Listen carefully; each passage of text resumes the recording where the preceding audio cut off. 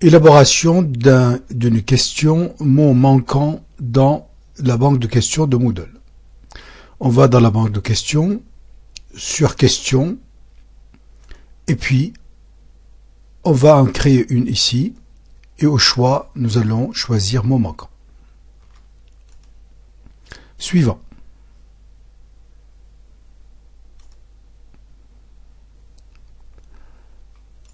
Comme pour toutes les activités Moodle, on rentre ici le nom de la question et ici on va insérer la question.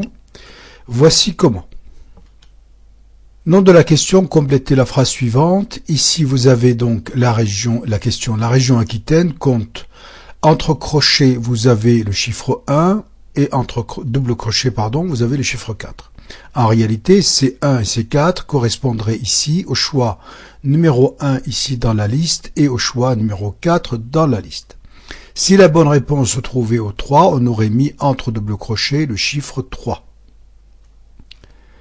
Pour faire les doubles crochets, il suffit de maintenir enfoncée la touche Alt-GR du clavier et d'appuyer sur le crochet ouvrant ici. Et pour faire les crochets fermants, c'est la même chose. On appuie, on maintient enfoncé Alt-GR et on appuie ici. Votre question est personnalisable avec le gras, les couleurs, tout ce que vous souhaitez. Mais ça, vous regardez. Si vous ne savez pas utiliser l'éditeur, vous regardez le tutoriel, l'éditeur, dans le menu proposé à gauche. Note par défaut pour cette question, 3, 1, 2, comme vous souhaitez. Vous paramétrez ici, vous mettez un commentaire général pour la suite.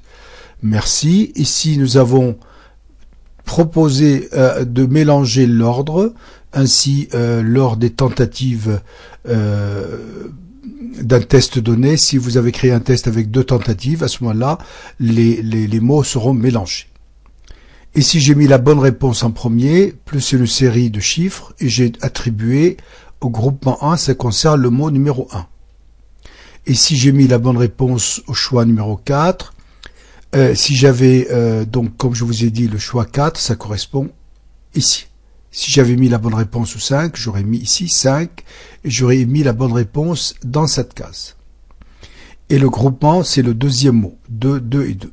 S'il n'y a rien ici, Moodle ne le prend pas en considération.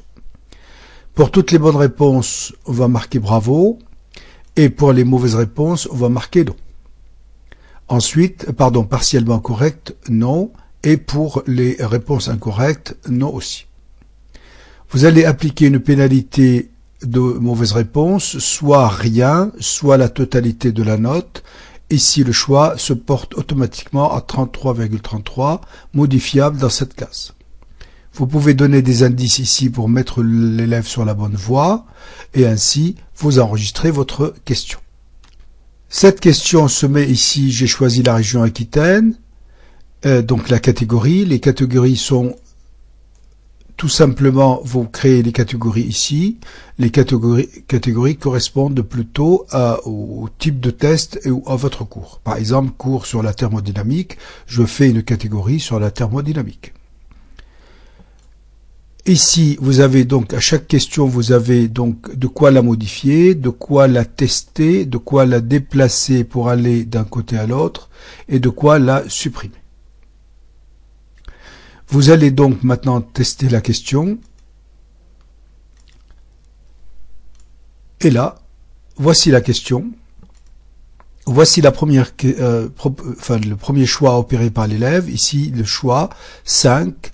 Bien, ici je vais marquer capital pour me tromper, vérifier, c'est partiellement correct, il le dit non, partiellement correct. Ici j'ai que la moitié des points et j'ai une pénalité de 0,33% dessus. Si maintenant je vérifie et je mets le chef-lieu, je fais vérifier, j'ai maintenant la bonne réponse et j'ai ici donc maintenant une note finale de 0,67 sur 1. Ça aurait été sur 10, j'aurais eu 6,70.